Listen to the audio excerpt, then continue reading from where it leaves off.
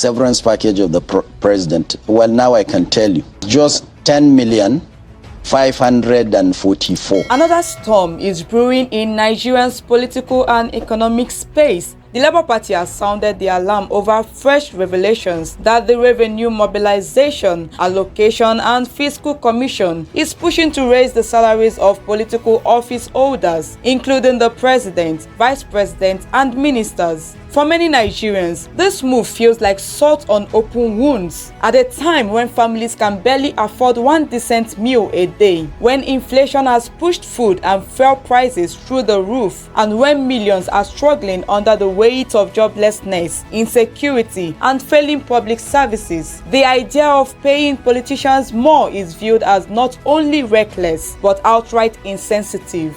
The Commission's chairman, Mohammed Shehu, insists that leaders deserve a pay rise, pointing out that the president currently earns around 80 million naira annually, while ministers take home about 12 million. But the Labour Party and civil society groups argue these figures tell only part of the story. Nigeria's political elites already enjoy state-funded housing, transport, utilities, healthcare, and endless perks, from security details to overseas medical trips, from wardrobe and furniture allowances to constituency project funds that often lack transparency. Critics say this lifestyle is already far removed from the daily realities of ordinary Nigerians who queue endlessly at fuel stations, battle epileptic electricity, and go without proper healthcare or education. In their view, increasing political salaries under such condition is not reform but greed.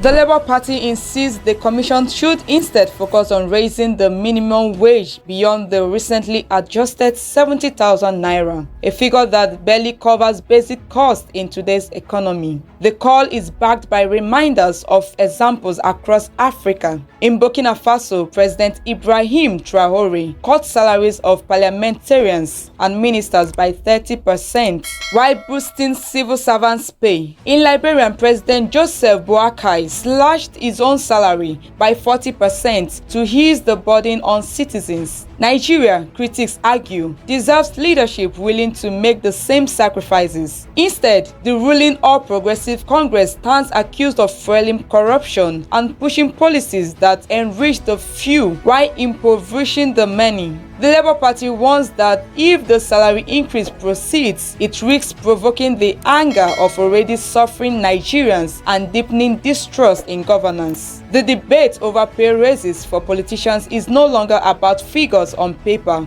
It is about fairness, sacrifice, and the kind of leadership Nigeria needs in this hard time. What do you think? Should political office holders get a salary increase while ordinary Nigerians tighten their belts? Or should the focus be on lifting wages for workers and easing poverty first?